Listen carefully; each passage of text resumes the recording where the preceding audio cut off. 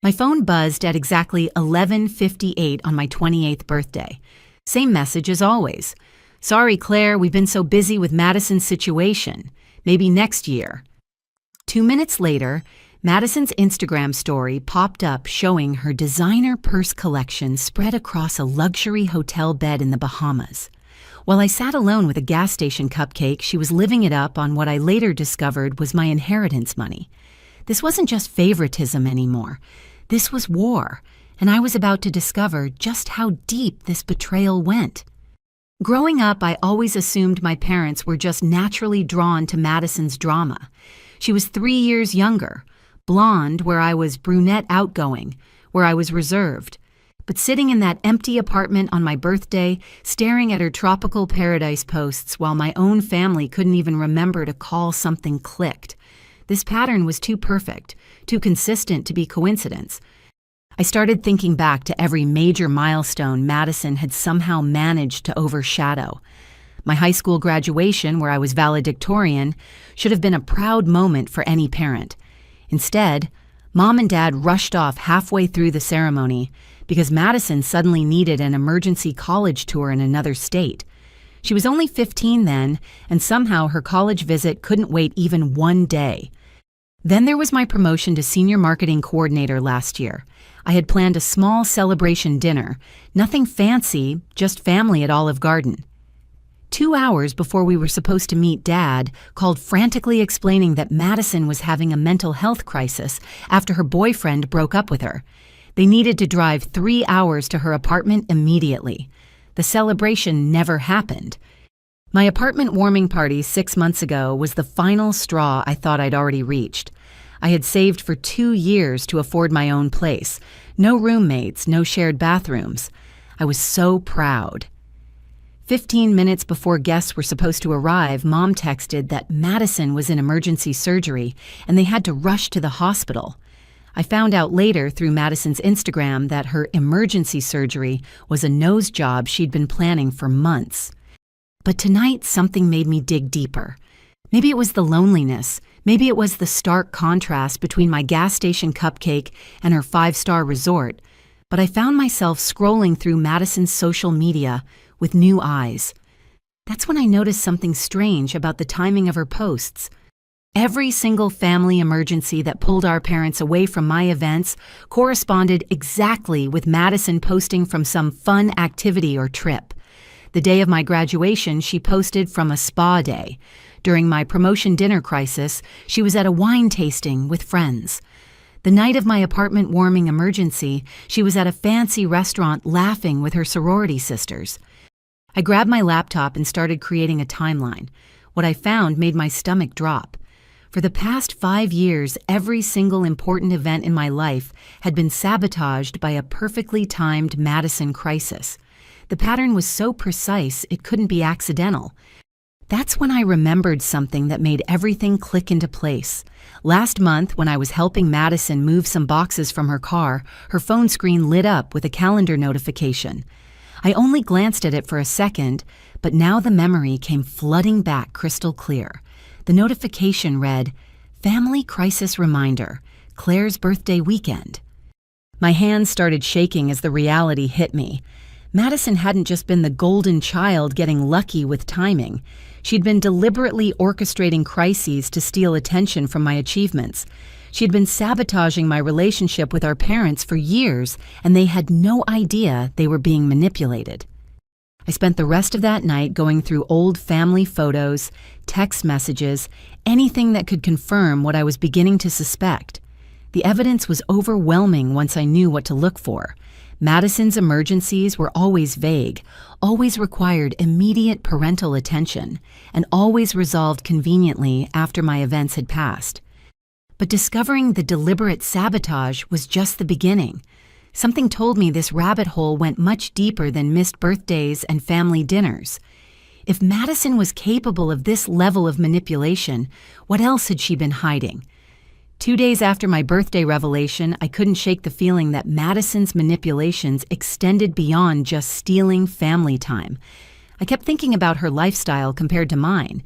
We both worked entry-level jobs after college, yet somehow she afforded designer clothes, expensive vacations, and a luxury apartment, while I struggled to pay rent in a shared space. I decided to do something I probably should have done years ago, actually read through Grandma Rose's will carefully. When she passed 3 years ago, Mom had handled all the legal paperwork, explaining briefly that Grandma had left small monthly payments for both Madison and me to help with expenses as we started our careers. What I discovered made my blood run cold. Grandma Rose had left both Madison and me $1,500 per month until we turned 30, specifically designated as independence funds, to help us build our lives without family financial pressure. I had never received a single payment. My first thought was that there must have been some mistake with the bank or legal processing. I called the estate attorney whose name was listed in the will paperwork. Mrs. Peterson was kind but confused when I explained I'd never received any payments. "That's very strange, dear," she said. "The payments have been processing automatically for 3 years now. Let me pull up the account information." The silence on the other end of the line stretched so long I thought the call had dropped. Finally, Mrs. Peterson spoke again, her voice careful and concerned. "Claire, I'm looking at the account details now. The payments have been depositing regularly into an account with your name on it. But there's something very irregular here. Can you please verify your Social Security number for me?" I rattled off my Social Security number, the same 9 digits I'd been using my entire adult life. Mrs. Peterson's sharp intake of breath told me everything I needed to know.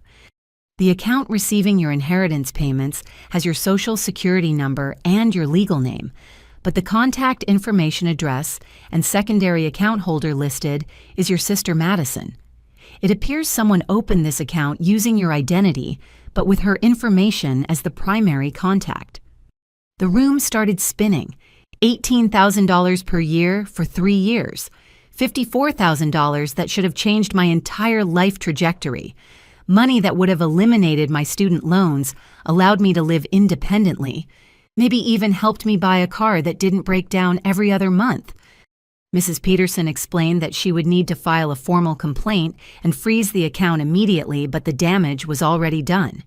Madison had been living off my inheritance for years while I scraped by on ramen noodles and generic groceries. I spent the next hour on the phone with my bank, discovering that the fraudulent account had been opened with forged documentation bearing my signature. The bank representative, Mr. Johnson, walked me through the account history with growing concern in his voice. "Miss, I have to tell you, this appears to be a sophisticated identity theft operation. Whoever did this had access to all of your personal information and was able to forge your signature well enough to fool our verification processes. Do you have any idea who might have had access to this level of personal information about you?" Of course I knew. Madison had grown up in the same house, had access to all of our family documents, and had watched me sign my name thousands of times throughout our lives. She knew my Social Security number from family paperwork, my mother's maiden name from family stories, and every piece of personal information needed to assume my identity. But the truly devastating part wasn't just the money she'd stolen. It was the realization that while I had been struggling to make ends meet, working overtime shifts, and denying myself basic comforts, Madison had been living a luxury lifestyle, funded by my rightful inheritance. Every designer purse, every expensive vacation, every luxury apartment amenity had been paid for with money that was legally and morally mine. The bank investigation would take weeks, but Mr. Johnson assured me that this level of identity theft was a federal crime. Madison hadn't just been playing favorites with family time. She had committed serious financial fraud that could land her in prison. As I hung up the phone, I realized this was probably just the tip of the iceberg. If Madison was capable of stealing my inheritance so systematically, what other financial crimes had she committed using my identity? The inheritance theft was too serious to handle alone, so I did what I thought was the right thing. I called my parents. Surely when Mom and Dad learned that Madison had been stealing from me for years, they would be as horrified as I was. Surely they would help me confront her and make this right. I was so wrong, it was almost laughable. I drove to their house the next evening armed with all the bank documentation and legal papers from Mrs. Peterson.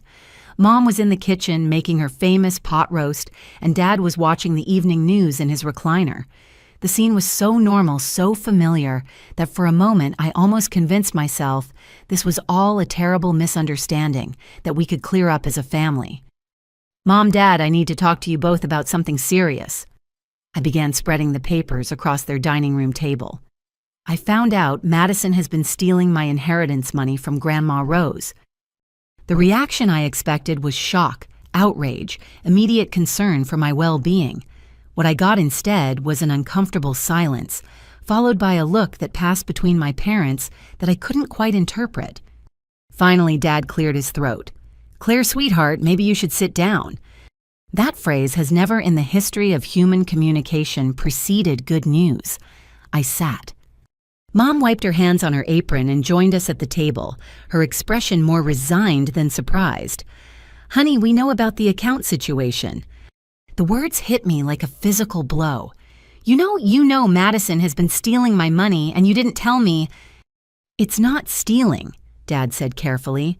"Madison came to us about a year after Grandma passed. She was concerned about your spending habits and thought maybe it would be better if the money was managed more responsibly." I stared at them, unable to process what I was hearing. My spending habits. What spending habits? I can barely afford groceries. Mom reached across the table like she was going to pat my hand, but I pulled away. "Sweetie, Madison showed us some concerning things. Credit card statements, online shopping receipts, evidence that you were making impulsive financial decisions." "What credit card statements? I don't have any credit cards except for my one emergency card that I never use."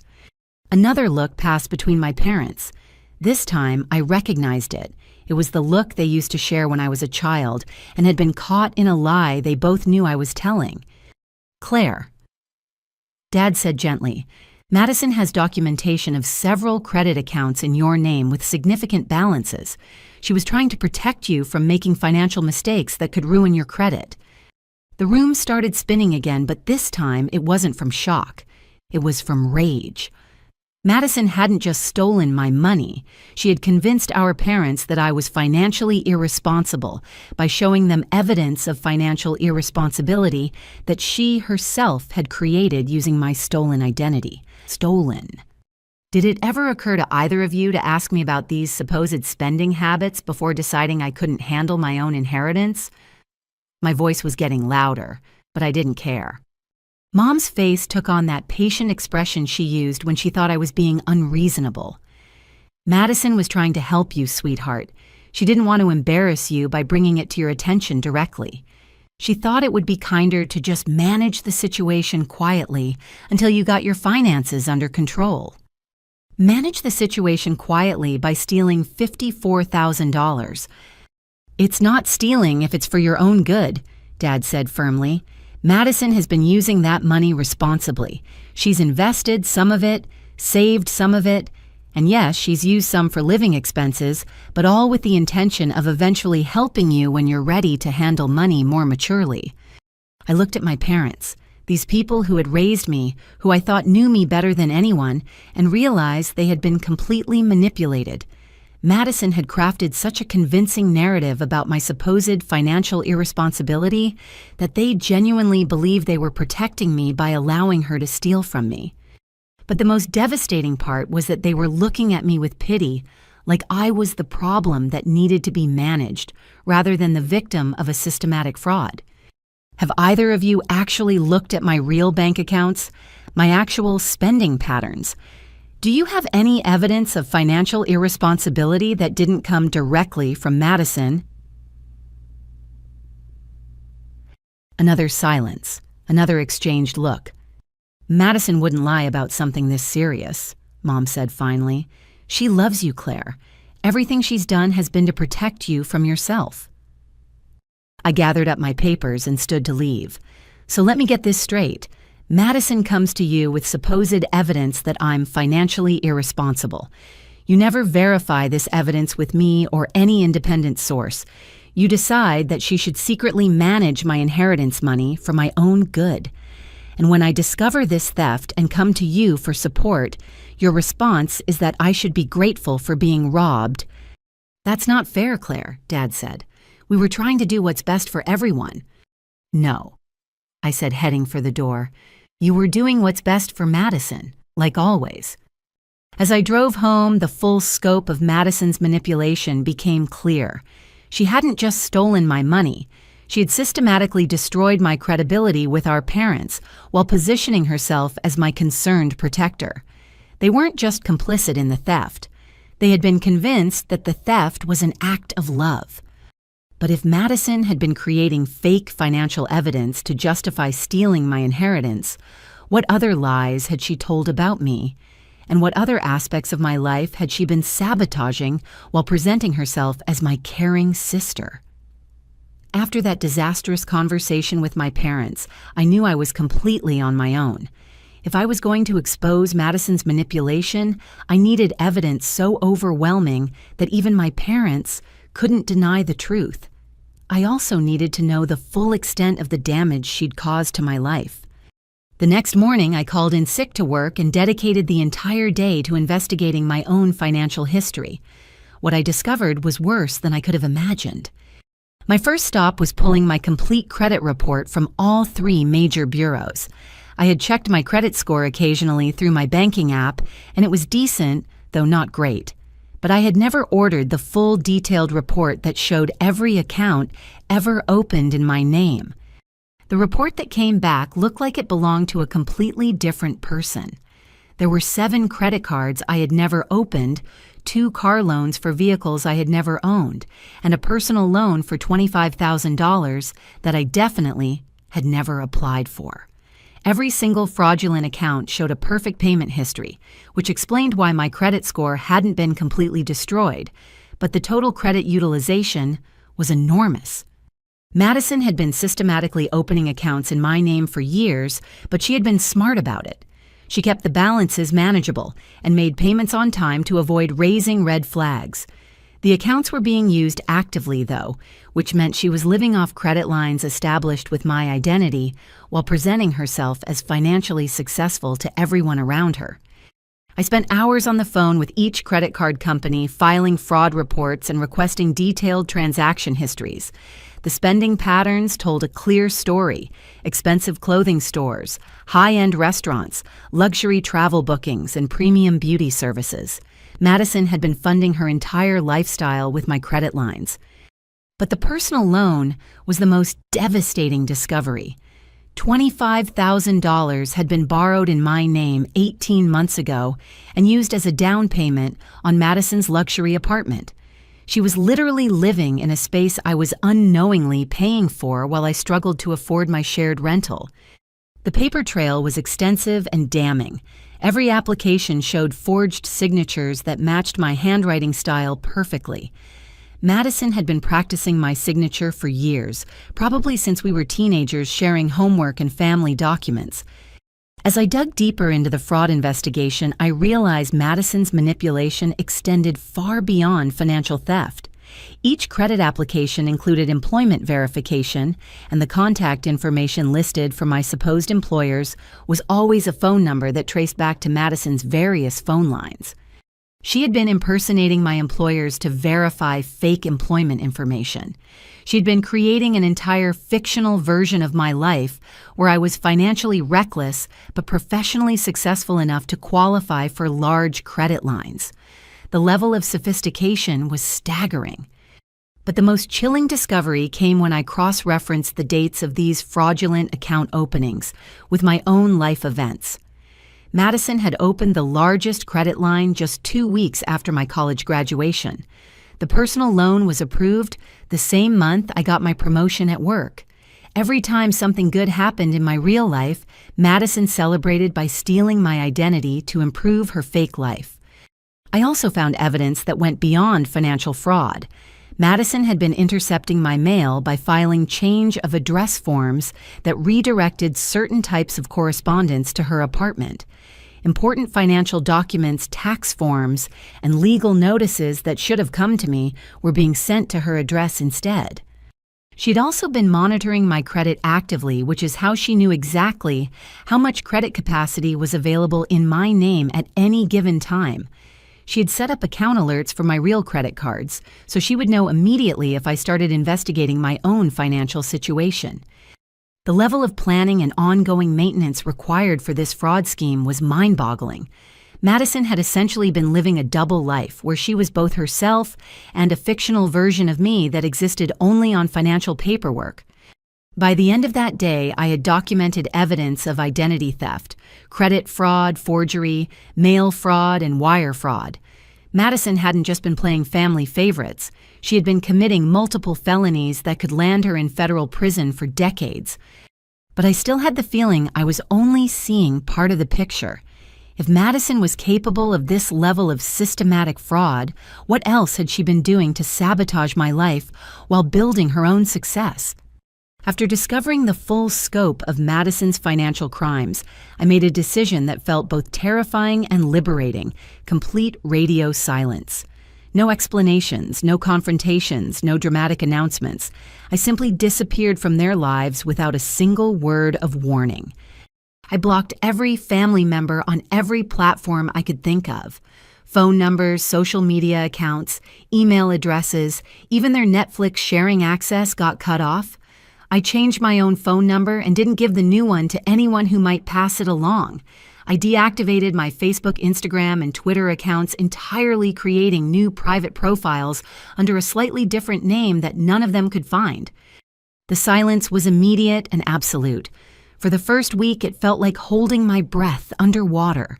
Every fiber of my being wanted to check if they had noticed, if they were trying to reach me, if they cared that I had vanished from their world, but I forced myself to stay strong and maintain the blackout. What I didn't expect was how quickly I could monitor their reactions without them knowing. I created fake social media accounts with generic names and photos, just enough to watch their public posts from a distance. What I saw was both exactly what I predicted and somehow worse than I had imagined. At first, there was nothing. For 3 whole days, none of them seemed to notice I was gone. Madison kept posting her usual stream of luxury lifestyle content. Mom shared her typical recipe videos and inspirational quotes. Dad posted his weekend golf photos. It was like I had never existed in the first place. But on day 4, something shifted. Madison posted a cryptic message that made my stomach turn. When family members struggle with mental health, sometimes the kindest thing is to give them space to heal, praying for those who are lost right now. She was already crafting a narrative. In Madison's version of events, my disappearance wasn't a justified response to years of fraud and manipulation. It was evidence of my mental instability, something that required family patience and understanding rather than accountability. By the end of the first week, Madison's social media had transformed into a masterclass in victim manipulation. She posted daily thoughts and prayers, messages about family members going through dark times. She shared articles about supporting loved ones with depression and anxiety. She even posted a photo of herself lighting a candle with the caption, "For those who are struggling in silence." The comments from her friends were exactly what she was fishing for. "You're such a caring sister. Your family is lucky to have someone so understanding. It must be so hard to watch someone you love self-destruct." Madison was using my absence to build sympathy for herself while simultaneously painting me as mentally unstable. She was getting praise for being patient with my supposed breakdown while never actually acknowledging that she had no idea where I was or why I had left. But the most disturbing post came at the end of week 2. Madison shared a long, heartfelt message about how some people create their own problems and then blame others when their choices have consequences. She talked about the importance of taking responsibility for your actions instead of running away from reality. She was positioning my disappearance as proof that I was running away from my financial irresponsibility rather than confronting her theft. In Madison's narrative, I was the problem that needed fixing, not the victim who needed justice. My parents started sharing Madison's posts with supportive comments. Mom wrote things like, So proud of your maturity during this difficult time. Dad added comments about how family love means being patient with those who are struggling. They were all rallying around Madison, treating her like the long-suffering victim of my supposed mental health crisis. Meanwhile, none of them had apparently tried very hard to actually locate me or find out if I was safe. They seemed more interested in supporting each other through my absence than in understanding why I had left. The most telling detail was that none of their posts actually asked me to come back or expressed concern about my well-being. They weren't looking for me. They were processing my departure as confirmation of problems they already believed I had. By week 3, Madison's manipulation had reached new heights. She posted photos of herself cleaning out what she claimed was my old bedroom, donating clothes and belongings to charity. The caption read, "Sometimes loving someone means letting go of the things they've left behind, creating space for healing and new beginnings." She was literally erasing evidence of my existence in the family home while framing it as an act of love, and my parents were commenting with heart emojis and supportive messages about her selfless efforts to help me start fresh. Watching this unfold from a distance was both validating and heartbreaking. It confirmed everything I had suspected about the family dynamics, but it also showed me just how expendable I had always been. They weren't devastated by my absence. They weren't desperately searching for me. They were actually relieved to have a simple explanation for why the family scapegoat had finally disappeared. But Madison's panic was becoming evident to anyone paying close attention. Her posts were becoming more frequent and more desperate. She was working overtime to control the narrative because she knew that without me around to blame, people might start looking more closely at her own behavior. The cracks were already starting to show. Some of her friends were asking direct questions in the comments. Have you actually talked to Claire? Do you know if she's safe? Madison's responses were always vague and deflective. We're respecting her need for space right now. By the end of week 3, I realized that my silence was accomplishing exactly what I had hoped. Madison was spiraling. My parents were enabling her spiral, and their public behavior was creating a permanent record of how they handled family crisis. When the truth eventually came out, no one would be able to claim they had been supportive or concerned family members. But I had no idea that Madison's desperation was about to drive her to even more extreme measures to maintain control over the situation. Week 4 of my silent treatment brought an unexpected phone call that changed everything. Jenny Martinez, one of my closest work colleagues, reached out to my new phone number with information that made my blood run cold. "Claire, I really need to talk to you about something that happened at work," Jenny said during our lunch meeting at a coffee shop far from our office building.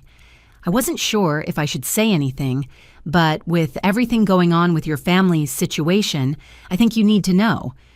Jenny had been my cubicle neighbor for 2 years. She was one of the few people at work who knew about my family dynamics, and she had always been genuinely supportive of my career goals. What she told me that day explained so many workplace mysteries that had been haunting me for years. "About 6 months ago, I was working late and answered your desk phone by mistake," Jenny began. "The caller identified herself as your sister and said she was calling with urgent family medical information that needed to be passed along to your supervisor." My stomach dropped. "What kind of medical information?" "She said you had been struggling with substance abuse issues and that the family was concerned about your reliability at work. She claimed you had been hiding relapses and that they wanted to make sure your employer was aware in case your performance started declining." The coffee shop suddenly felt too hot and too loud. Madison had been sabotaging my professional reputation for months, maybe years, and I had never known. Jenny continued. "I told her that wasn't really appropriate information for me to handle and that she should contact HR directly if there were legitimate concerns. But she was very insistent, very emotional, talking about how much the family loved you and wanted to protect your job by giving advance warning about potential problems." "Did you report this to anyone?" "I mentioned it to Sarah in HR, but she said there wasn't much they could do unless you brought up the situation yourself or there were actual performance issues to address. But Claire, I think there have been other calls. Jenny explained that several people in our department had mentioned receiving strange calls from family members asking about my work schedule, my reliability, my relationships with supervisors. The calls were always framed as concern from loving family members who wanted to help me succeed professionally. I started paying attention after that first call, Jenny said. I think someone has been calling regularly, maybe once every few months, always with some new concern about your mental health, your reliability, or your professional judgment. This explained so much about my career trajectory that had never made sense. I was a strong performer with excellent reviews, but I had been passed over for promotions multiple times. Supervisors would give me positive feedback in private, but seemed hesitant to give me additional responsibilities or recommend me for advancement opportunities. There's something else, Jenny said, looking uncomfortable. Last week, after you stopped coming to work, someone called pretending to be you. They spoke to Mr. Thompson directly and gave some kind of explanation about needing extended family leave for mental health reasons. Mr. Thompson was our department head, and he had the authority to approve extended leave without much paperwork if the situation seemed urgent.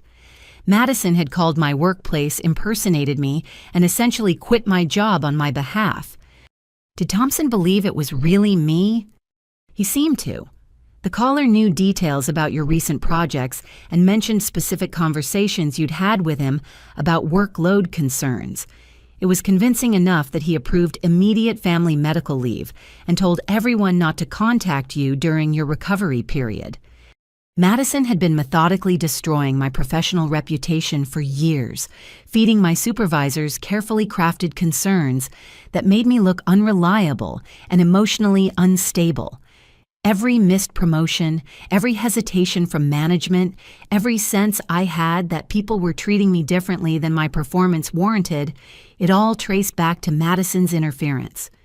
But the most devastating part was how sophisticated her approach had been. She never made accusations that could be easily disproven.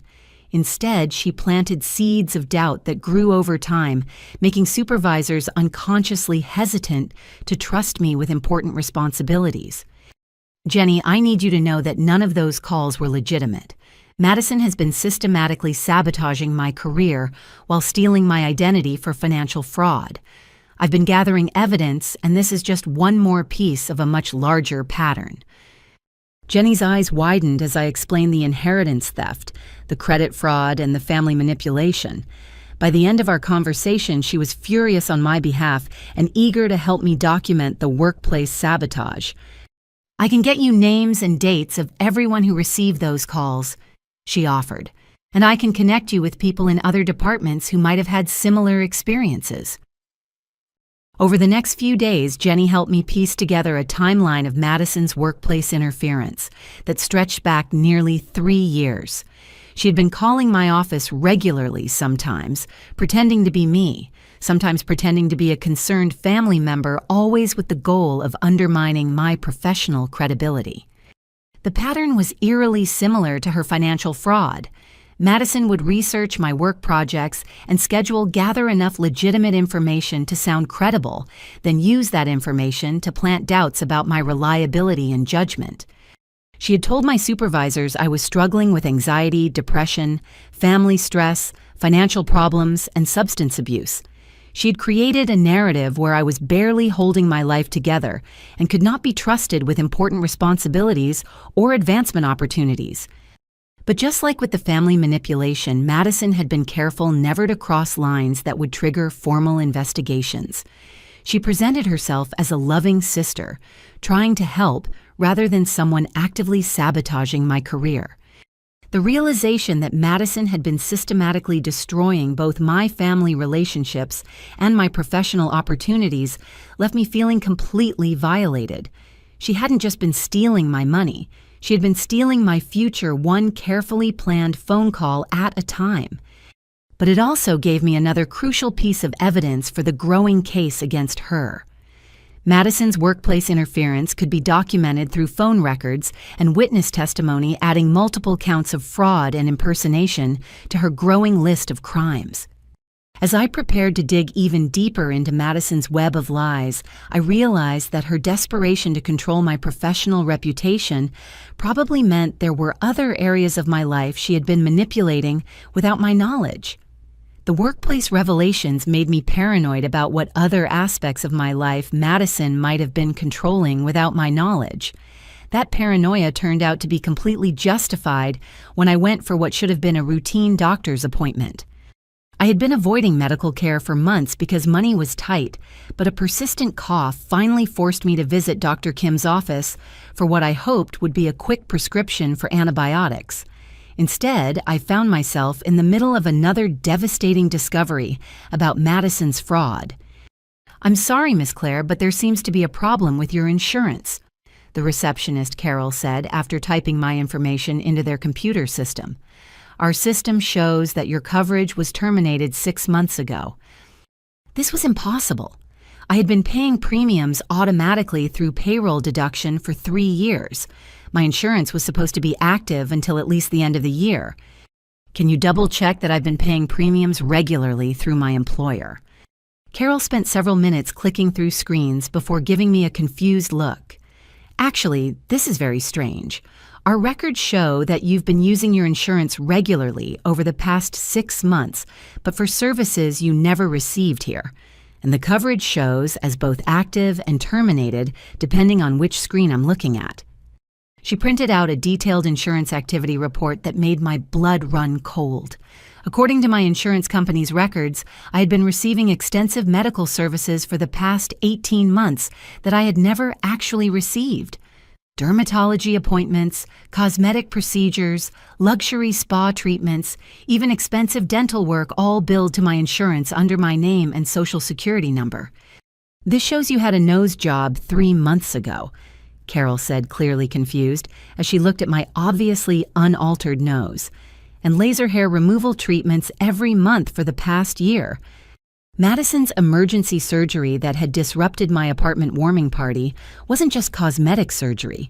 It was cosmetic surgery that she had fraudulently billed to my insurance, while telling my parents it was a medical emergency that required their immediate support.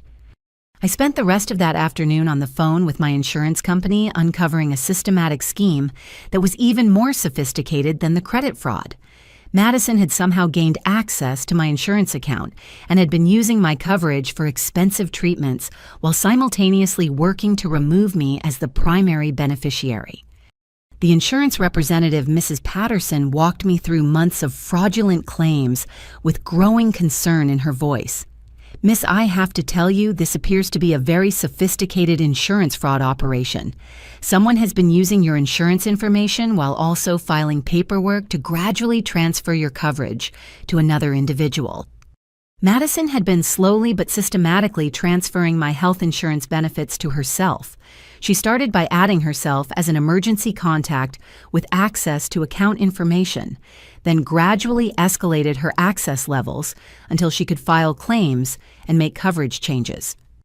"The most concerning part," Mrs. Patterson continued, "is that there are medical debt collections being filed against your name for services that your insurance only partially covered.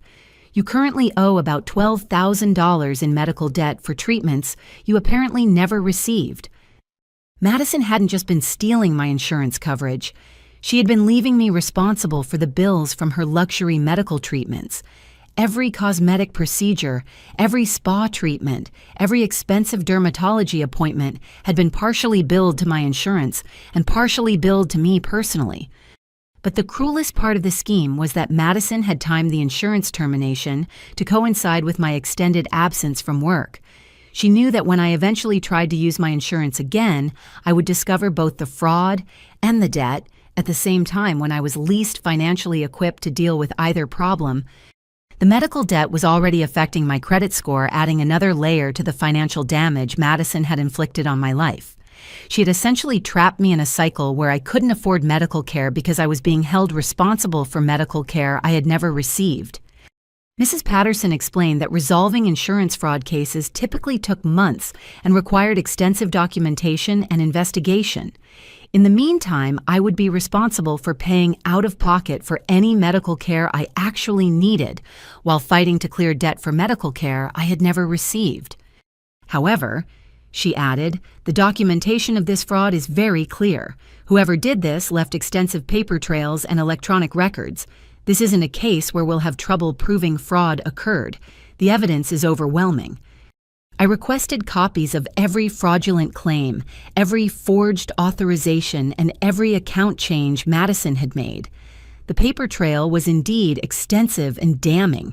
Madison had been using my insurance as her personal luxury health care fund for almost 2 years. But the medical fraud also revealed something else that chilled me to the bone. Madison had been receiving psychological counseling and psychiatric medications under my insurance coverage. She was literally getting mental health treatment for the psychological stress of maintaining her fraud schemes and billing that treatment to the very person she was defrauding. The therapy session notes, which I could access as the primary insurance holder, painted a picture of Madison struggling with guilt and anxiety about family financial situations and managing difficult relationships with siblings. She was getting professional help for the emotional impact of destroying my life, while continuing to destroy my life. As I sat in that doctor's office staring at months of fraudulent medical claims that Madison had billed to my insurance, I realized that her manipulation had reached into literally every aspect of my existence. She wasn't just stealing my money, sabotaging my career, and manipulating my family relationships. She was stealing my health care while leaving me responsible for paying her bills. But the medical fraud also gave me hope.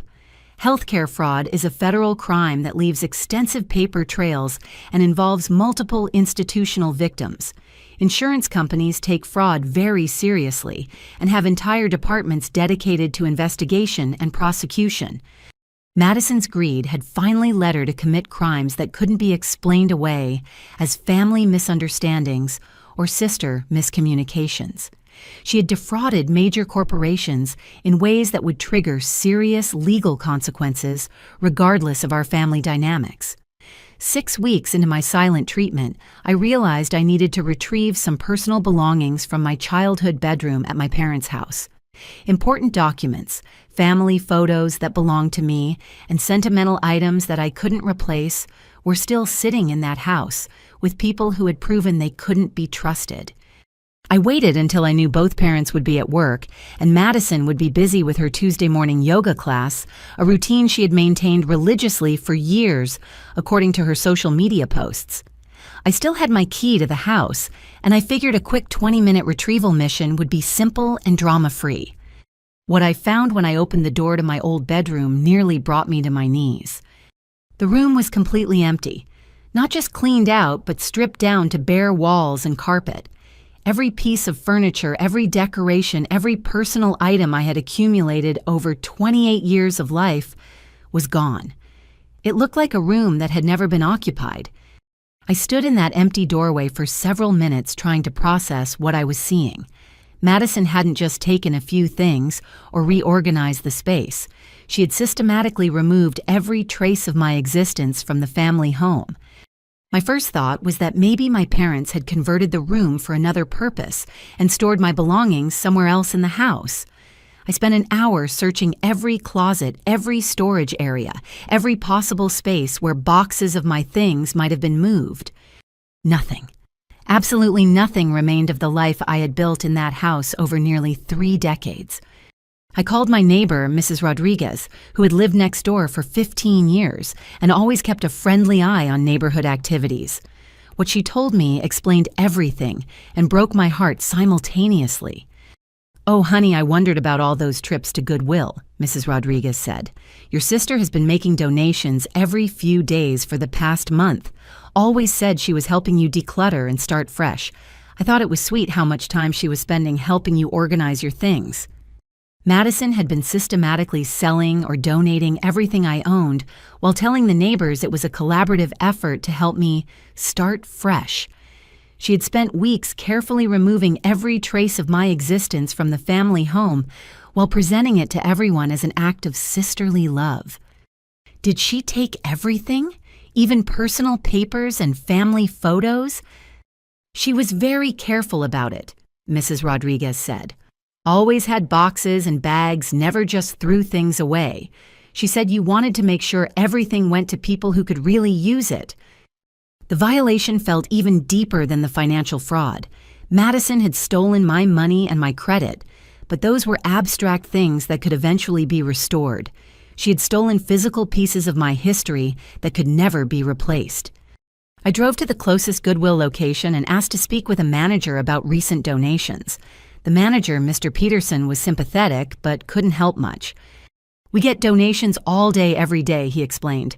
"Unless there was something specific you were looking for, it would be almost impossible to track down items from a particular donor. And anything that came in more than a week ago has probably already been sold or transferred to other locations." But he did remember Madison. "Actually, yes, there was a young woman who's been coming in regularly with very nice donations. Designer clothes, expensive jewelry, electronics. She always said it was from a family member who was downsizing. My grandmother's jewelry, my laptop from college, the designer clothes I had saved up to buy for job interviews. Madison had taken everything valuable and donated it before I could retrieve it." "Do you remember anything specific about the jewelry donations?" Mr. Peterson's face brightened. "Oh yes, there was a beautiful vintage jewelry collection. The donor was very specific that it should go to our auction program for higher value items.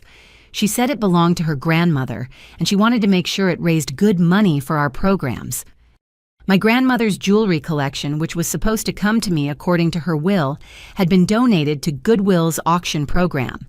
Madison had not only stolen irreplaceable family heirlooms, but she had made sure I could never recover them by putting them into a system where they would be sold to strangers. I spent the rest of that day calling pawn shops, consignment stores, and secondhand dealers in a 20-mile radius trying to track down pieces of my own life. A few shop owners remembered Madison always describing her as a friendly young woman who was helping a family member declutter. At a high-end consignment shop downtown, I found some of my college textbooks and a few pieces of jewelry that hadn't sold yet. The shop owner, Maria, was horrified when I explained the situation. "She had documentation for everything," Maria said, pulling out Madison's consignment agreement. "Look, she signed as the owner and provided ID. I had no reason to think the items weren't legitimately hers."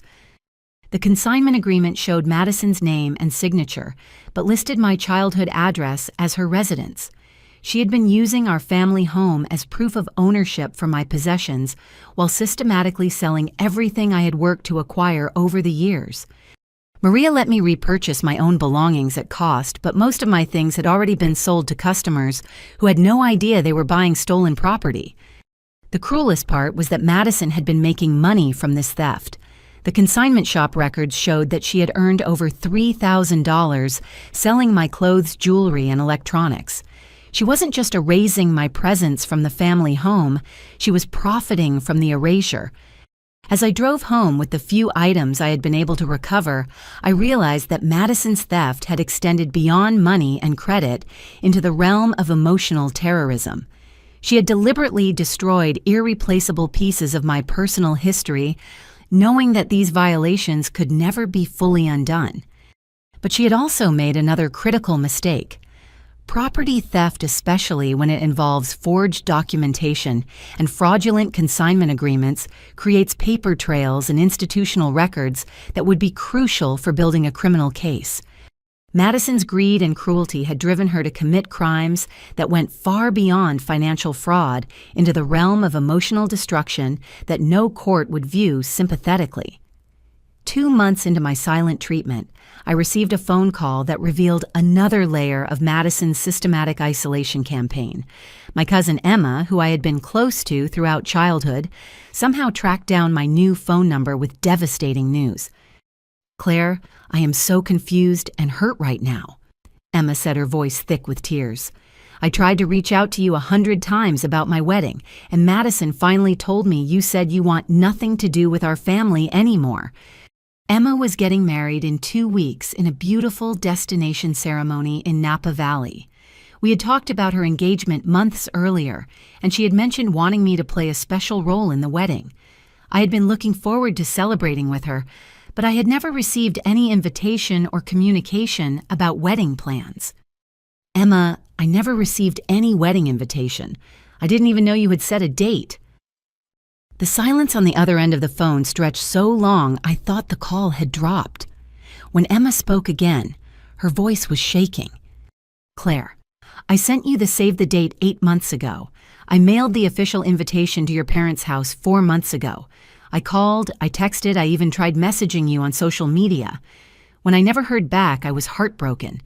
But Madison explained that you were going through a difficult time and had asked the family to handle your social obligations until you felt better. My stomach dropped as the familiar pattern of Madison's manipulation became clear.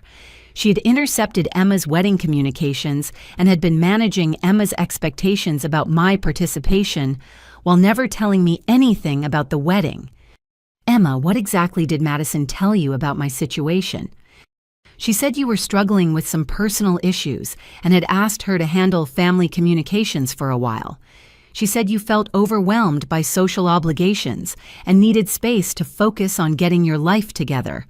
When the RSVP deadline passed without hearing from you, Madison offered to take your place as maid of honor, so I wouldn't have to scramble to find a replacement. Madison had stolen my role as maid of honor in Emma's wedding, while convincing Emma that I had voluntarily withdrawn from family relationships.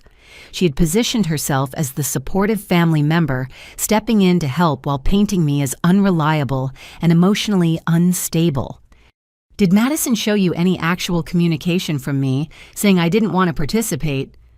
No, she said you had asked her to handle everything verbally because you were too stressed to deal with wedding planning details. She was actually really sweet about it, talking about how much she wanted to help both of us during a difficult time. Emma had been planning her dream wedding, believing that her close cousin had abandoned her during one of the most important events of her life. Meanwhile, Madison had been happily planning to serve as maid of honor, probably enjoying the attention and special treatment that came with the role.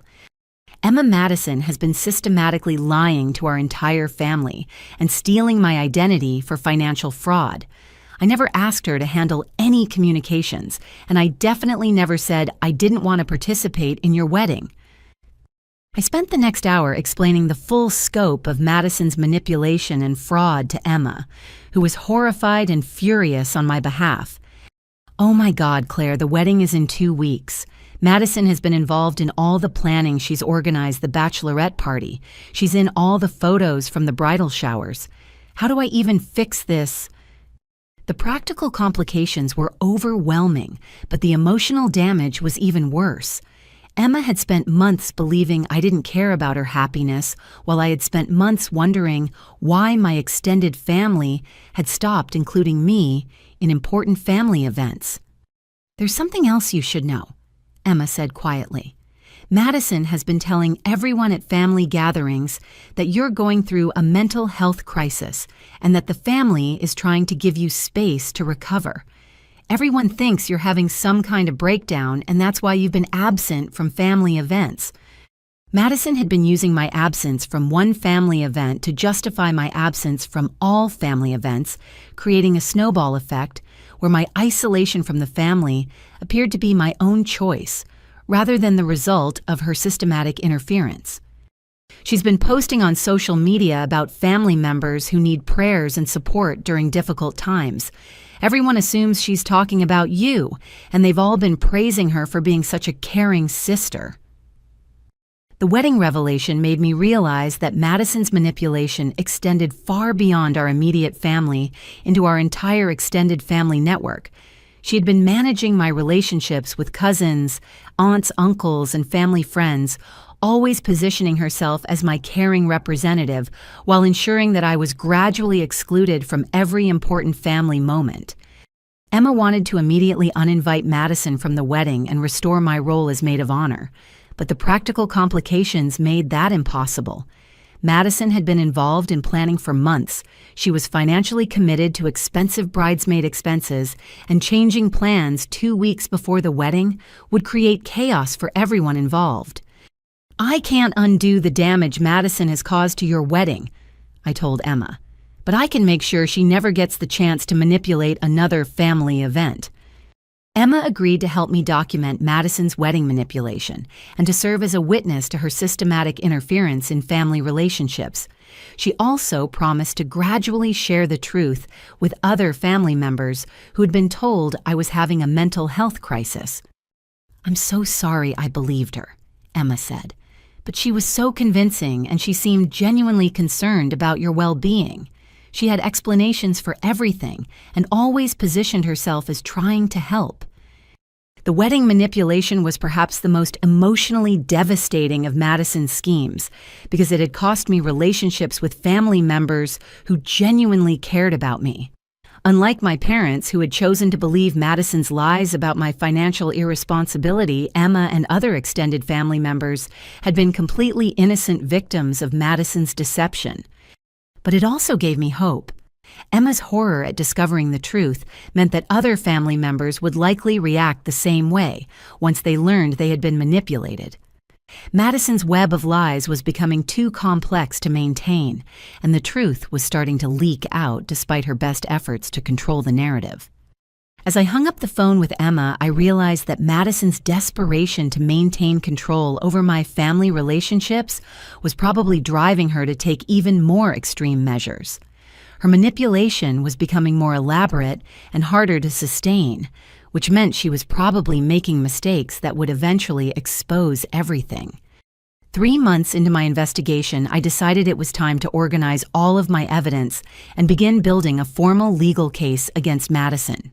I had been collecting documentation piece by piece, but I needed to see the full scope of her crimes laid out systematically.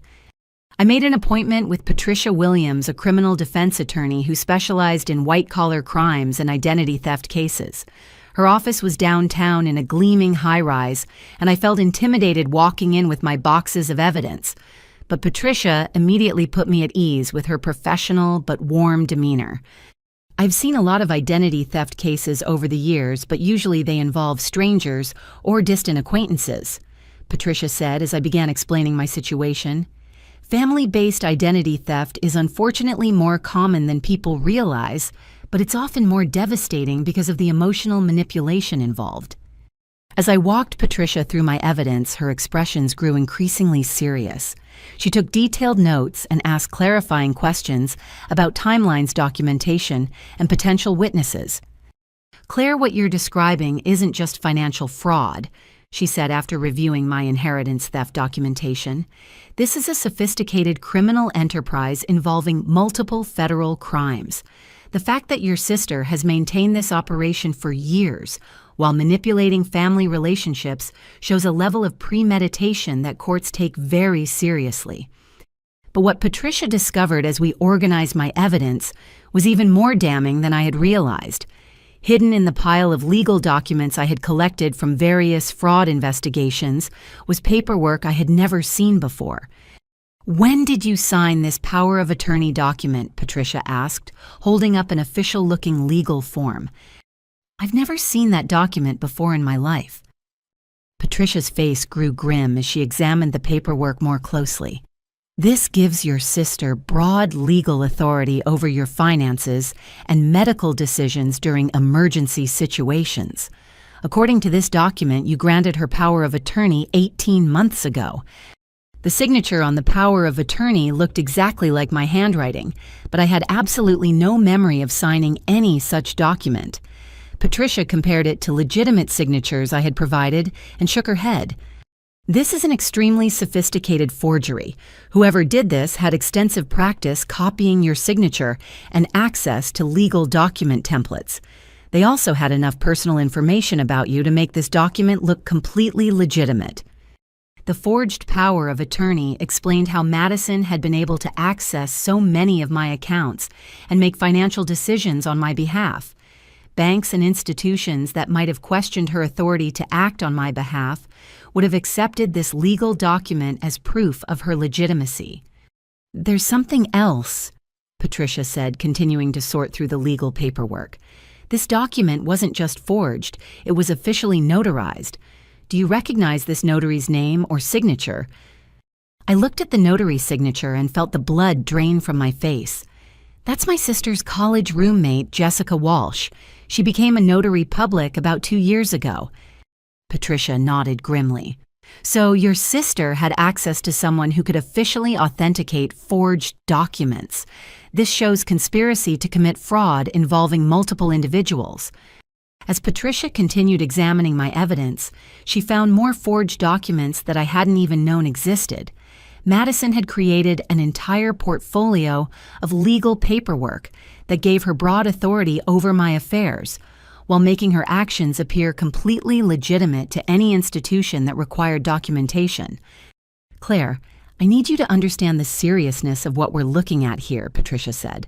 Your sister hasn't just been stealing money or manipulating family relationships. She's been systematically assuming your legal identity in ways that could have permanent consequences for your life. Patricia explained that the forged power of attorney could have been used to make major life decisions on my behalf. Medical decisions, financial commitments, even legal agreements could have been made in my name without my knowledge or consent. The good news is that this level of forgery and legal fraud creates an extensive paper trail that will be very difficult for her to explain or defend. The bad news is that untangling the legal implications of these forged documents could take years and significant legal expenses. Patricia recommended filing formal complaints with multiple agencies: the FBI for identity theft and mail fraud, the State Attorney General's Office for Financial Crimes, and the local district attorney's office for forgery and fraud. She also suggested contacting the State Bar Association about Jessica's role in notarizing fraudulent documents. But before we file any formal complaints, we need to make sure we have documented every aspect of your sister's fraud operation. Once we trigger criminal investigations, she'll likely stop her criminal activity and start trying to cover her tracks. Patricia helped me create a comprehensive timeline of Madison's crimes, organized by category and severity. The scope was staggering: inheritance theft, credit fraud, insurance fraud, property theft, workplace sabotage, family manipulation forgery, and conspiracy involving at least one other individual. In my experience, this level of systematic fraud doesn't happen in isolation, Patricia warned. Your sister has probably been committing similar crimes against other people possibly for years. Identity thieves who target family members often expand their operations to include friends, acquaintances, and romantic partners. That possibility hadn't occurred to me, but it made perfect sense. If Madison was capable of stealing from her own sister for years, she was probably stealing from anyone who trusted her enough to provide access to personal information. I recommend hiring a private investigator to look into your sister's other relationships and financial activities, Patricia suggested. If we can document a broader pattern of fraud and theft, it will strengthen your case and potentially help other victims. As I left Patricia's office, I felt both relief and overwhelming anxiety. Relief because I finally had professional confirmation that Madison's actions were serious crimes that would be prosecuted to the full extent of the law. Anxiety because I was beginning to understand the full scope of the legal battle ahead of me. But I also felt a sense of empowerment. For the first time since discovering Madison's fraud, I had a clear plan of action and professional support for fighting back. Madison had spent years making me feel like the problem in our family dynamics, but now I had legal confirmation that she was a criminal who had victimized me systematically. The forged legal documents were particularly damning because they showed premeditation and sophistication that went far beyond opportunistic theft. Madison had been planning and executing a long-term criminal operation that required significant time, effort, and criminal intent. As I prepared to move forward with formal legal action, I realized that Madison's world was about to come crashing down in ways she couldn't manipulate or control. After months of collecting evidence and building a legal case, I decided it was time to go public with Madison's crimes. My attorney had advised against posting anything on social media while we prepared our legal filings, but I realized that Madison was continuing to manipulate family and friend narratives through her own social media presence. I created a new public Instagram account with my real name and photo, something Madison could easily find if she was looking for me online. Then I spent an entire weekend crafting a detailed post that laid out every piece of evidence against Madison in a clear, factual timeline. The post began with a simple statement. For anyone wondering where I've been for the past 3 months, here's exactly what happened and why I finally had to cut contact with my family. I included screenshots of bank statements showing the inheritance theft photos of forged documents, with signatures clearly visible, insurance fraud documentation, and even photos of my empty childhood bedroom with timestamps showing when Madison had cleared it out. Each piece of evidence included a detailed explanation of how Madison had committed the crime and how it had affected my life. I was careful to stick to facts and documentation, rather than emotional accusations letting the evidence speak for itself. The post was long, probably too long for typical social media attention spans, but it was thorough and undeniable. I ended with a simple statement. If anyone else has experienced similar manipulation or fraud from Madison, please contact me. This behavior didn't start with me and probably didn't end with me. I posted it on Sunday evening and turned off my phone, not wanting to watch the immediate reactions. When I checked back Monday morning, I was stunned by the response. The post had been shared over 2,000 times within 12 hours. The comments section was filled with people expressing shock support and, most importantly, similar experiences with Madison. Sarah Chen, a girl from Madison's sorority, wrote, "Oh my God, Claire, this explains so much. Madison borrowed my credit card for emergency car repairs junior year and never paid me back. She said her family was helping her handle financial stress and she'd pay me back when things settled down. I never saw that $1,500. Jessica Martinez, who had worked with Madison at her previous job, commented, "Madison convinced me to co-sign an apartment lease for her when she was going through a temporary family financial crisis. She moved out 6 months later and left me responsible for the full rent. I almost lost my credit rating because of her." Even more damaging were the comments from people Madison was currently manipulating. Her current roommate, Ashley, wrote, "Wait, is this why Madison always has packages delivered to our apartment addressed to different names? She said she was helping family members with mail forwarding, but now I'm wondering what's really going on." Kevin Thompson, someone Madison had been dating, casually added, "This is terrifying. Madison has been helping me organize my finances and has access to several of my accounts. I need to check everything immediately." The comments kept coming throughout the day. Friends from high school, college, acquaintances, co-workers, neighbors, even casual dating relationships. Dozens of people sharing stories of Madison manipulating, lying, stealing, or defrauding them in various ways. But the most shocking comments came from family members I hadn't spoken to in months. My Aunt Carol wrote, "Claire, honey, I'm so sorry. Madison told us you were having financial problems and asked if we could help by sending money directly to her to pass along to you. We've been sending her $300 a month for the past year, thinking we were helping you through a difficult time." My Uncle David added, "Madison said you were too proud to accept help directly, so we've been sending money to her to help with your medical bills and living expenses. We had no idea you weren't receiving any of this help." Madison had been running charity scams using my supposed financial and medical crises, collecting money from extended family members who thought they were helping me through difficult times. She was literally fundraising off of problems she had created by stealing from me. Within 24 hours, my post had been shared over 5,000 times and had received hundreds of comments from people sharing their own experiences with Madison's manipulation and fraud. The scope of her criminal activity was far beyond what I had imagined. But the most satisfying part was watching Madison's carefully crafted public image completely crumble in real time. Her own social media followers were sharing my post and asking pointed questions about the discrepancies between her posts about family support and the evidence I had provided. Madison's most recent Instagram posts about supporting family through difficult times were flooded with comments asking if she was the family member causing the difficulties. Her photos from expensive vacations were being questioned by people who now knew she was funding those trips with stolen money. Friends and acquaintances who had been impressed by Madison's apparent success and family devotion were publicly expressing shock and disgust at the documented evidence of her crimes. But Madison herself remained completely silent on social media. No responses, no denials, no attempts to defend herself or explain the evidence. Her silence was more damning than any response could have been. By the end of the week, my post had reached tens of thousands of people and had been picked up by local news outlets as a story about sophisticated family fraud schemes.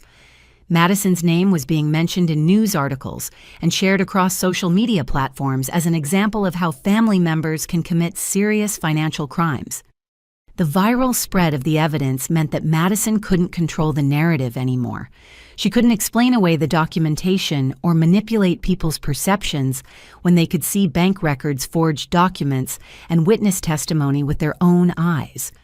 Most importantly, the public exposure was generating additional evidence and victims that would strengthen any criminal case against Madison.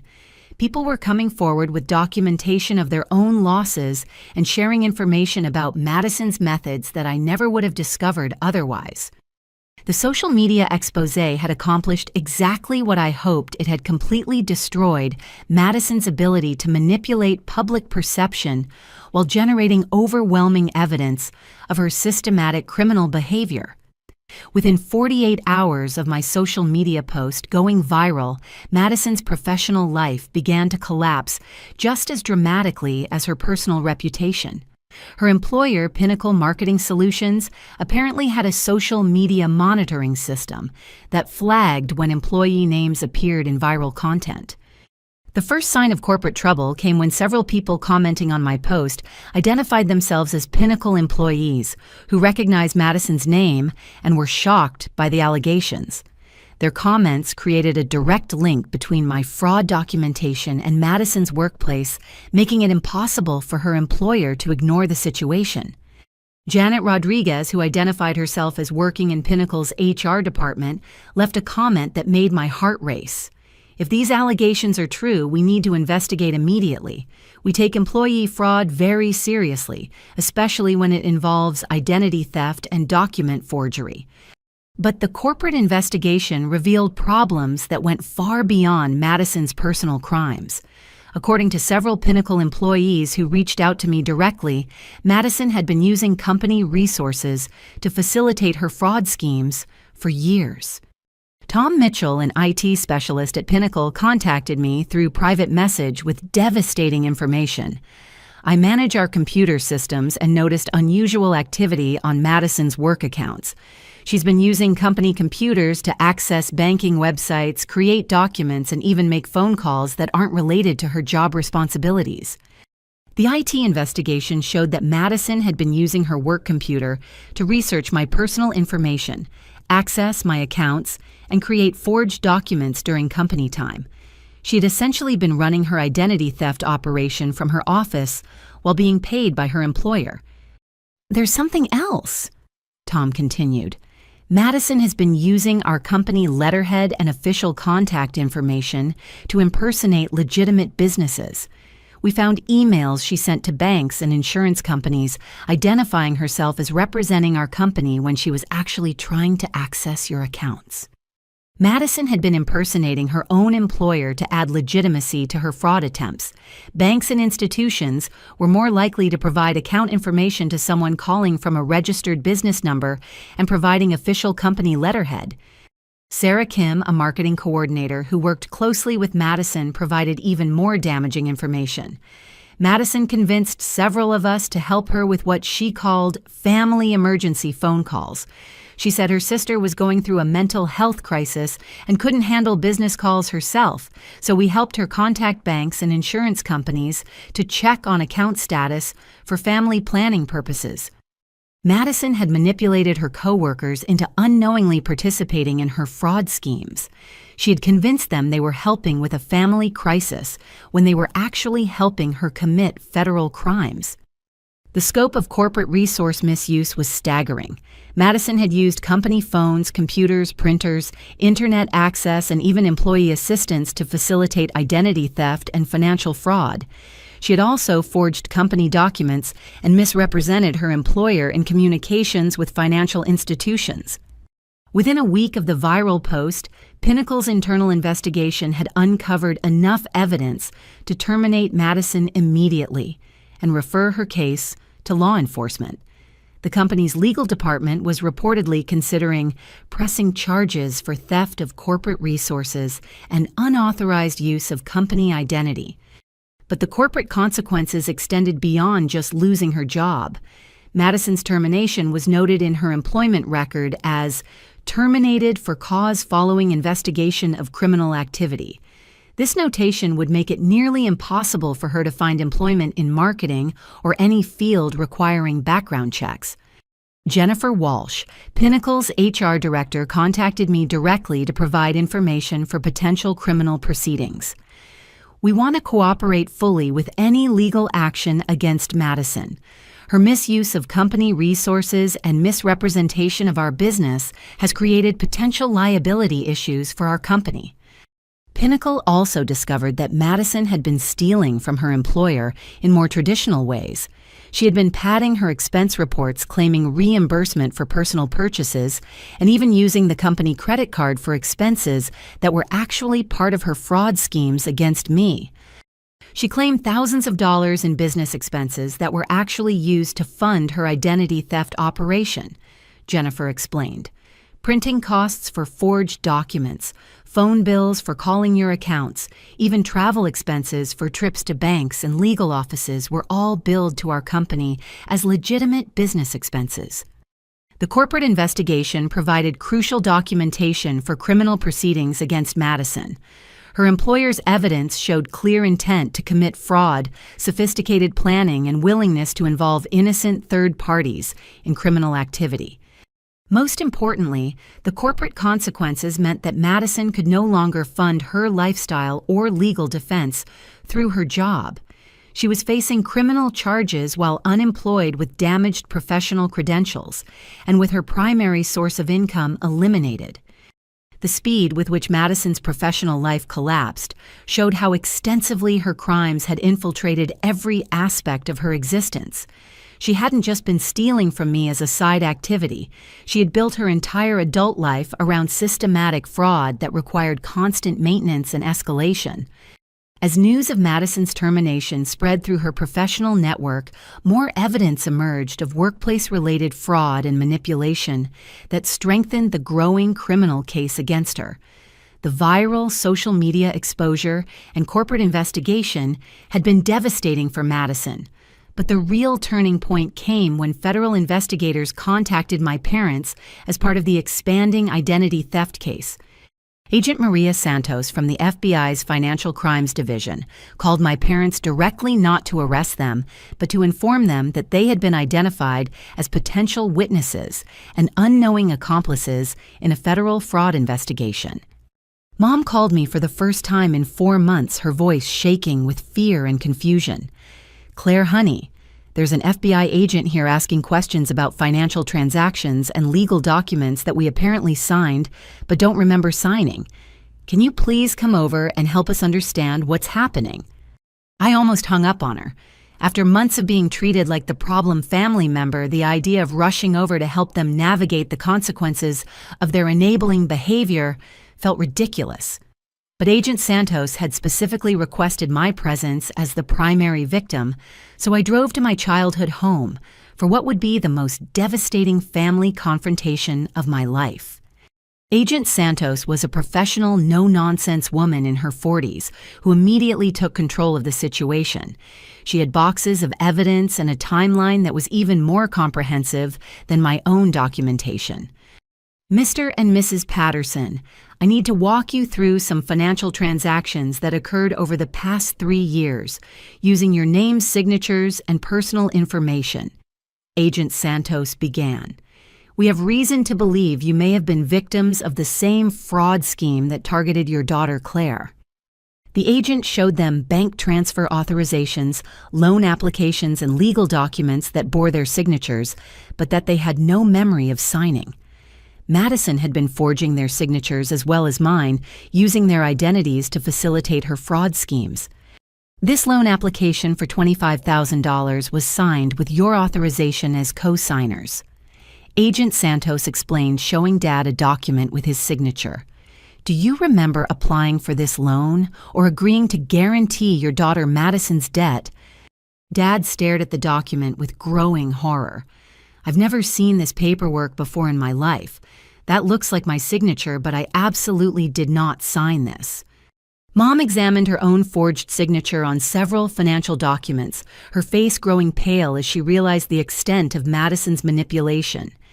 Mrs. Patterson, these insurance benefit transfer forms show your authorization to redirect Claire's medical coverage to Madison's name. Do you remember signing these forms? No, absolutely not, Mom whispered. Madison said she was helping Claire with paperwork during her mental health crisis, but I never signed anything transferring insurance benefits. Agent Santos had phone records showing that calls had been made from my parents' home phone number to various financial institutions providing authorization for account changes and financial transfers. Madison had been using their home phone to impersonate them while they were at work accessing accounts and making financial decisions in their names. The most serious issue is this power of attorney document. Agent Santos continued showing them the forged paperwork that gave Madison broad authority over my affairs. This document required notarization, and the notary has confirmed that you, Mrs. Patterson, were present and provided identification when this document was notarized. Mom's face went completely white. I was never at any notary appointment. I have never seen this document before. Agent Santos explained that Madison had used fake identification in Mom's name to authenticate forged documents. She had created false identification documents using Mom's personal information and had used those documents to officially notarize fraudulent legal paperwork. Mr. and Mrs. Patterson, you need to understand that your daughter Madison has been systematically using your identities to commit federal crimes for at least 3 years. You haven't just been enabling her manipulation of family relationships. You've been unknowing victims of identity theft and fraud. The revelation that they had been victims rather than willing participants in Madison's schemes completely changed my parents' understanding of the family dynamics. They realized they hadn't been protecting Madison's privacy or respecting my supposed mental health needs.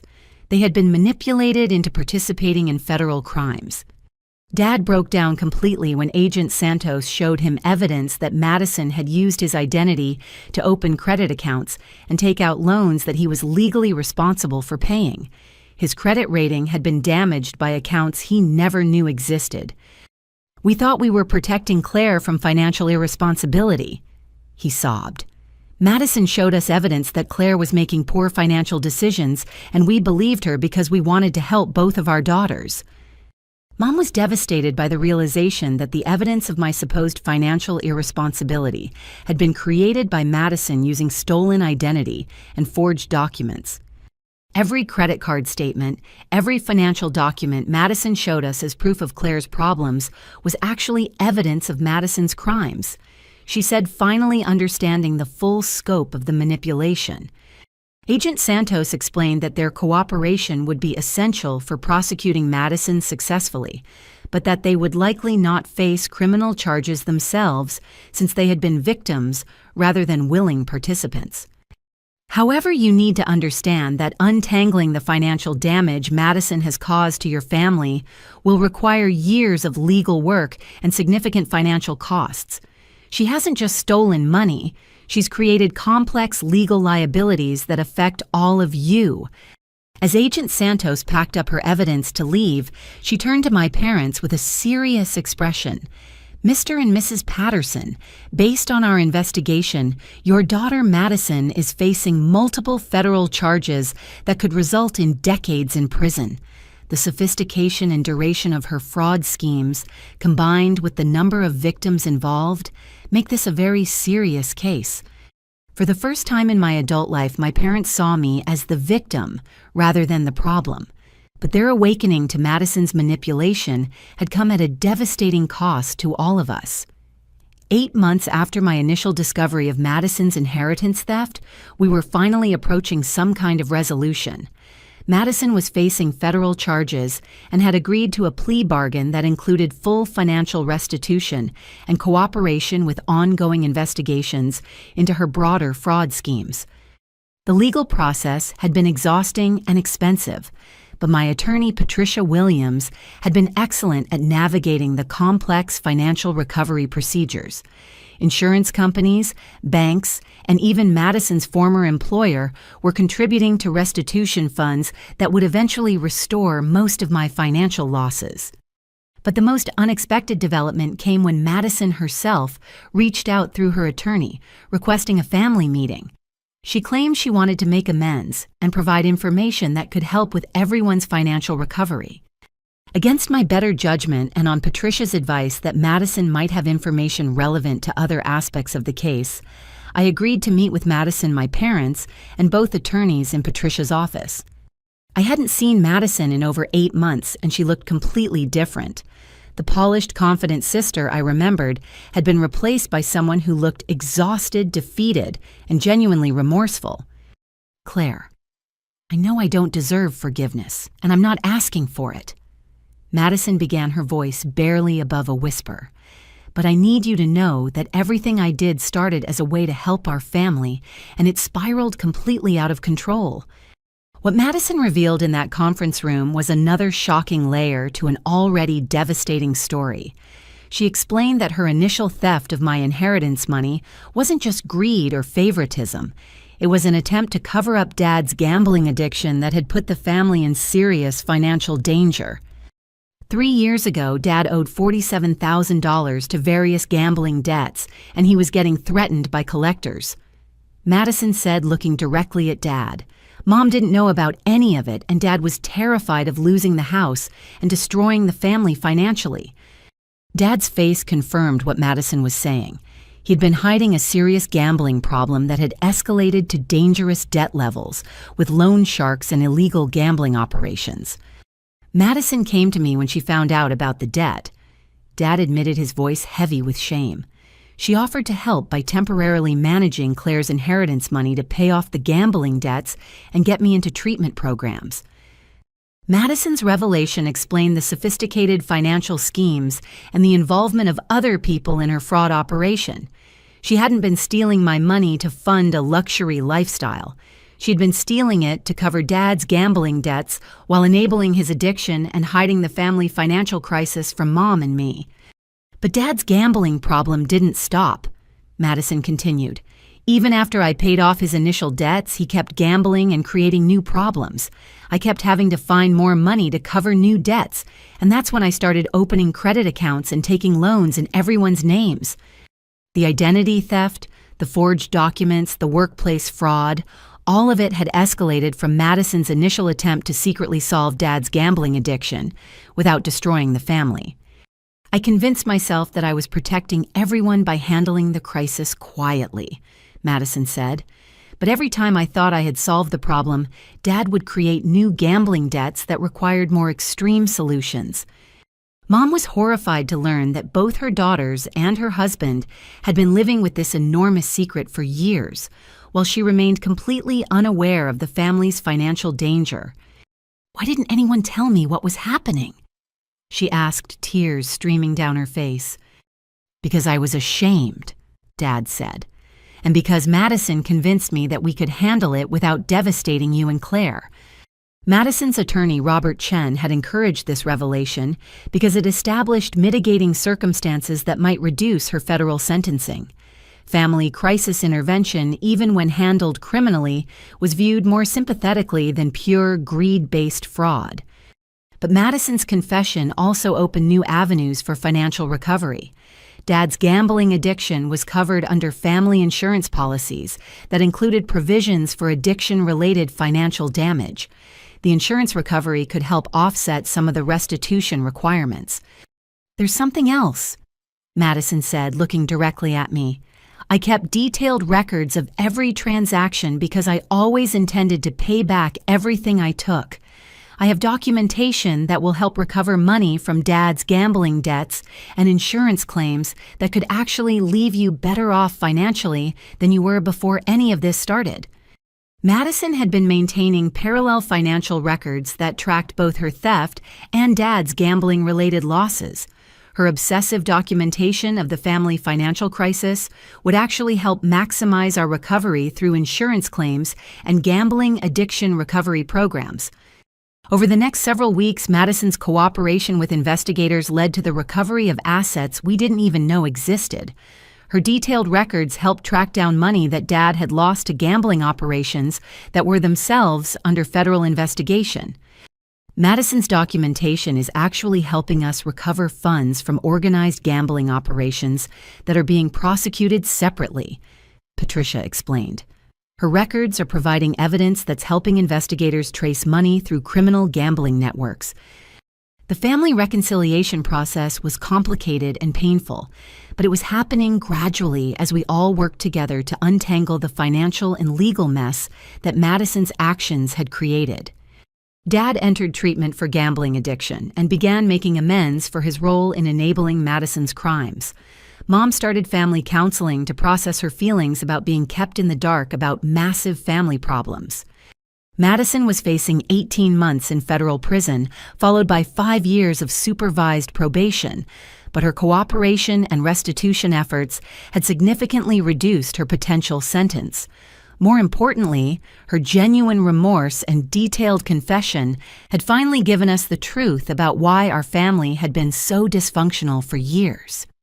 The revelation that Madison's manipulation had started as misguided family loyalty rather than pure selfishness didn't excuse her crimes, but it helped explain how someone could escalate from small lies to federal fraud while genuinely believing they were protecting their family.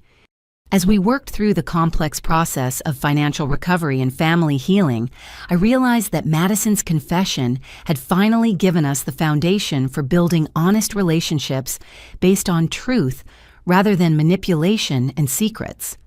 1 year later, I'm sitting in my own apartment, genuinely my own for the first time in my adult life, celebrating my 29th birthday with people who actually know and value the real me. The transformation has been remarkable, not just in my circumstances, but in my understanding of my own worth and my family's capacity for change. The financial recovery exceeded everyone's expectations. Between Madison's restitution payments, insurance claims related to Dad's gambling addiction, recovered funds from federal investigations of gambling operations, and restored inheritance payments with interest, I not only recovered what was stolen but actually improved my financial situation significantly. I used part of the settlement money to complete a professional certification program that led to a promotion at work. My new supervisor, Jessica Martinez, reviewed my employment history and was appalled by the damage Madison's interference had caused to my career trajectory. Based on your actual performance records and the documentation of workplace sabotage, you should have been promoted years ago, Jessica told me during my performance review. We're backdating your promotion and adjusting your salary to reflect what you should have been earning if your career hadn't been deliberately sabotaged. My professional reputation has been completely restored, and I've become something of a workplace advocate for employees who might be experiencing family-based identity theft or sabotage. HR departments are more aware now of how family members can damage employee reputations through strategic lies and manipulation. Madison served 14 months in federal prison and is now completing her supervised probation while working in a retail job and making monthly restitution payments. Her cooperation with federal investigators led to prosecution of several larger fraud operations, and her case has become a teaching example in law enforcement training programs. But the most surprising development has been Madison's genuine transformation during her incarceration and probation. She completed extensive therapy programs addressing family manipulation patterns and has become an advocate for fraud victims' rights. I know I can never undo the damage I caused, Madison told me during one of our court-supervised family therapy sessions, but I want to spend the rest of my life helping other families recognize manipulation patterns before they escalate to criminal behavior.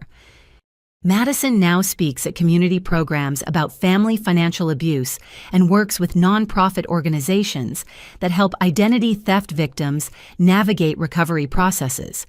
Her detailed understanding of fraud techniques, combined with her personal experience as a perpetrator, has made her unexpectedly effective at helping other victims. Our relationship will never be the same as it was before I discovered her crimes, but we've built something new based on honesty, accountability, and mutual respect for boundaries. Madison respects my need for limited contact and financial independence, while I've learned to appreciate her genuine efforts to make amends through service to other victims. Dad completed treatment for gambling addiction and has been attending regular support meetings for over a year. His recovery process included making detailed amends to both Madison and me for his role in creating the family crisis that led to her criminal behavior. "I realize now that my gambling addiction didn't just affect me," he told our family therapist. "It created a family emergency that enabled Madison to justify increasingly extreme measures to protect the family secret. My addiction was the foundation for all the other problems that followed." Dad's recovery has been genuine and sustained.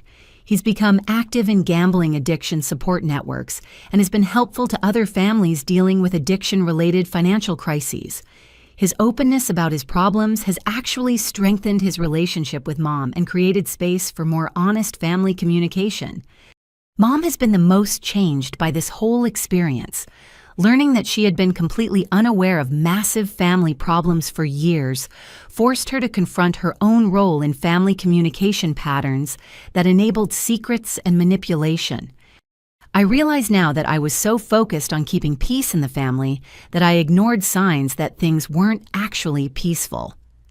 Mom reflected during one of our therapy sessions. "I thought being supportive meant not asking difficult questions, but actually it meant I wasn't really supporting anyone."